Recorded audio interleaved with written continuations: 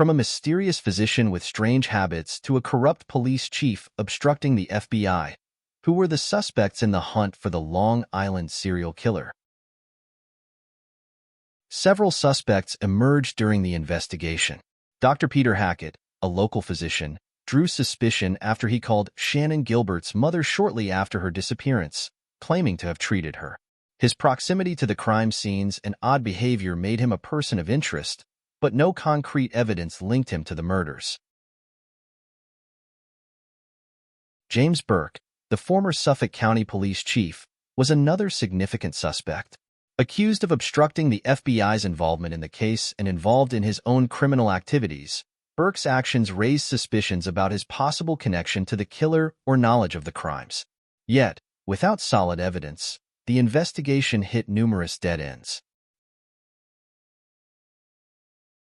Jurisdictional disputes, allegations of corruption, and a faceless predator.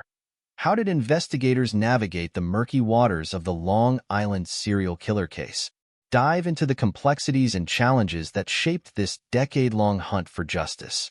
The investigation into the Long Island serial killer was mired in difficulties. Jurisdictional disputes between the Suffolk County Police Department and the Nassau County Police Department slowed progress.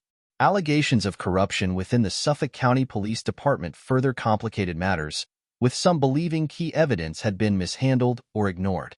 There are reports of footage of the Suffolk County and Nassau County Police Departments clashing over control and coordination issues. Detective Geraldine Hart.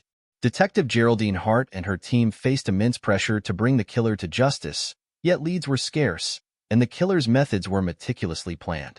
During interviews, Detective Geraldine Hart reviewed the case files and evidence boards filled with photos of the victims and maps of the crime scenes. She said, the investigation into the Long Island serial killer was fraught with challenges from the start. Jurisdictional disputes and internal conflicts threatened to derail the case.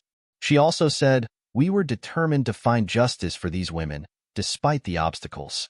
Her commitment to the case and the investigative techniques used to gather evidence, highlighting her role as a relentless pursuer of justice.